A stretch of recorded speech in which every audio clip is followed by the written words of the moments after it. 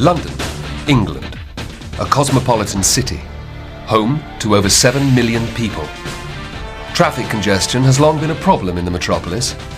150 years ago, London needed a solution to its transport problems. The solution was to give the world its first underground railway system. The history of the London Underground, next on Modern Marvels.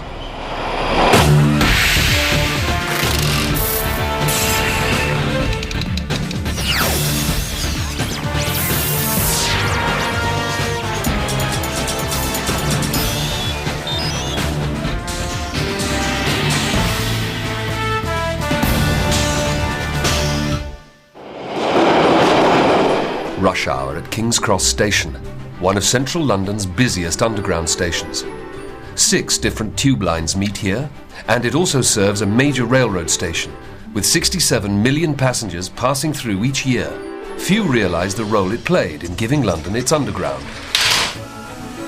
The first steam railways had begun in 1825, and 25 years later, King's Cross was a terminus for steam trains arriving in London.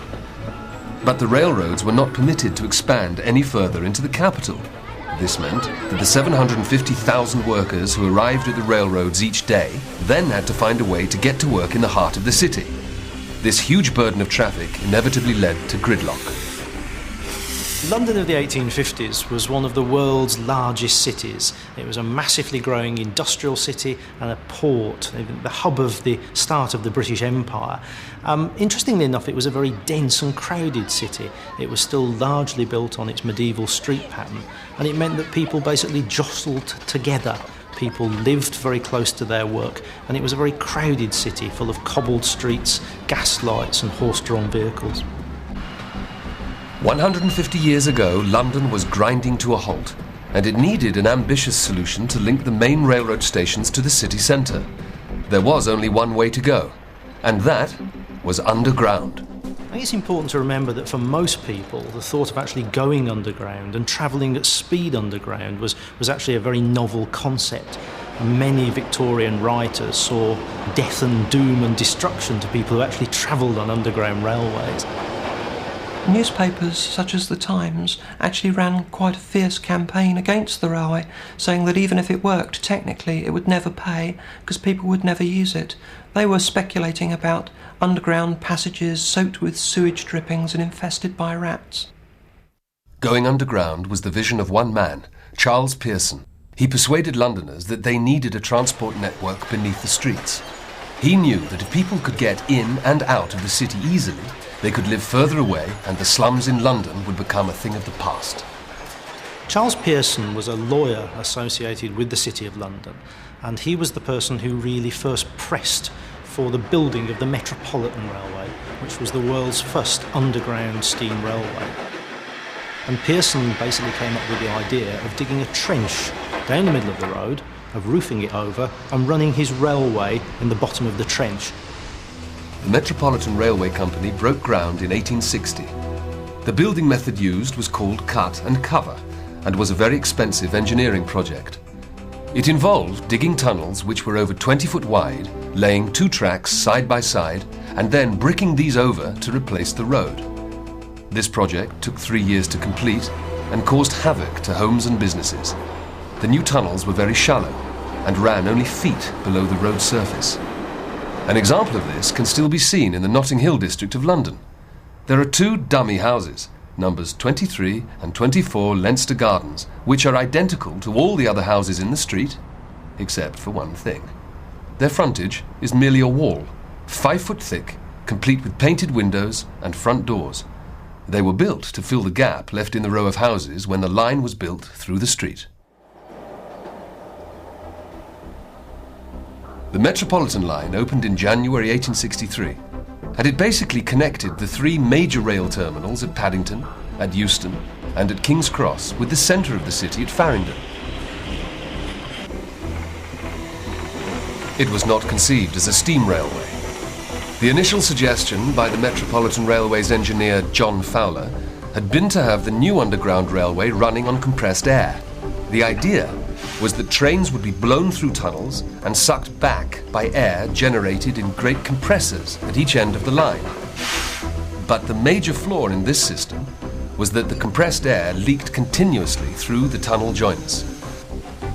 With the failure of the system, the Metropolitan Railway was forced to borrow steam locomotives and rolling stock from the Great Western Railway in order to start its service. Although it's just a quaint tourist attraction today, it was a revolutionary idea and an immediate success. It carried 40,000 passengers on its first day. The timetable ran between 8 a.m. and 8 p.m. with a train every 15 minutes. The time for the 3 3/4 mile journey from Paddington to Farringdon was 18 minutes, stopping at all stations. Not much slower than the journey time today.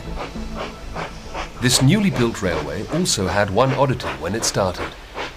When the Metropolitan Railway was first opened, it had been constructed with both 7-foot gauge, which was Brunel's Great Western Railway broad gauge, because it met end-on with the Great Western Railway at the Paddington end, and it had a third rail added, which also created a 4-foot, 8.5-inch gauge track.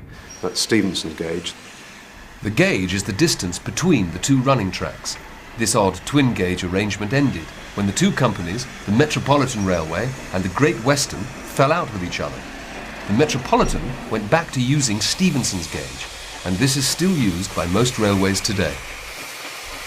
Without the locomotives from the Great Western Railway, the Metropolitan was forced into supplying their own rolling stock, and for this, they turned to the engineering company Bayer Peacock. The engine was a 440 tank engine. 440 is the wheel arrangement also used on the standard American engines of the time. And it had fairly large driving wheels, as a passenger engine of the time would have, and a very, very handsome beast. Very successful, used throughout the whole 40-year period of steam on the Metropolitan Railway. The engines weighed about 46 tons in running order. They could carry approximately 1,000 gallons of water in their side tanks, and the coupled driving wheels were 5 feet 9 inches in diameter, driven by two 17-inch cylinders. These are the original coaches which were used in London in the 19th century. They have been carefully restored by a Railway Preservation Society, and each year they are exhibited for enthusiasts to see.